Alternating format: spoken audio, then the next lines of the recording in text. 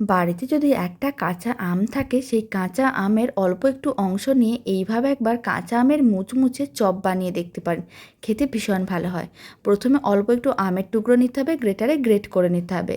এদিকে একটা mixing bowl নিতে হবে, তার মধ্যে নিতে হবে ময়দা আর দিতে হবে চালের গুঁড়ো। এবার এর মধ্যে স্বাদ অনুযায়ী লবণ দিতে হবে আর দিতে হবে হলুদ গুঁড়ো, লঙ্কার গুঁড়ো, অল্প একটু কালো জিরেও দিতে হবে। তারপর অল্প একটু চিনি দিয়ে সমস্ত কিছু ভালো করে মিশিয়ে নিতে হবে। খুব ভালো করে মেশানো হয়ে গেলে অল্প অল্প জল দিতে হবে আর একটা মিডিয়াম ঘনত্বের মিশ্রণ রেডি করতে হবে।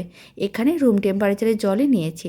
তারপরে কিন্তু এর মধ্যে 1 চিমটের মতন বেকিং সোডা দিয়ে ভালো করে মিশিয়ে নিতে হবে। চপ বানানোর ব্যাটারটা একেবারেই রেডি। কড়াইতে অল্প করে সর্ষের তেল দিয়ে তার মধ্যে আদা বাটা, জিরে গুঁড়ো, ধনে গুঁড়ো, গ্রেট করা কাঁচা আম, কুচনো কাঁচা লঙ্কা, স্বাদ অনুযায়ী লবণ, চিনি সমস্ত কিছু দিয়ে তার সেদ্ধ আলু দিয়ে বেশ কিছুক্ষণ নাড়াচাড়া করে আলুর পুরটা রেডি করতে হবে। আলুর পুরটাকে ঠান্ডা করে নেওয়ার পরে হাতে অল্প করে নিতে হবে, গোল করে প্রেস করে চ্যাপটা করতে হবে। সমস্তগুলো একইভাবে রেডি করে নেওয়ার পরে ব্যাটারের মধ্যে ডুবিয়ে তারপরে গরম তেলের মধ্যে দিয়ে দিতে হবে আর উল্টে পাল্টে বেশ লাল লাল করে ভেজে নিতে হবে। তাহলেই রেডি হয়ে যাবে দারুণ স্বাদের কাঁচা আমের টক ঝাল মিষ্টি চপ। বাড়িতে বানিয়ে দেখতে পারেন, খেতে ভীষণ ভালো হয় আর একবার বানালে আশা করি আবারও বানাতে মন চাইবে।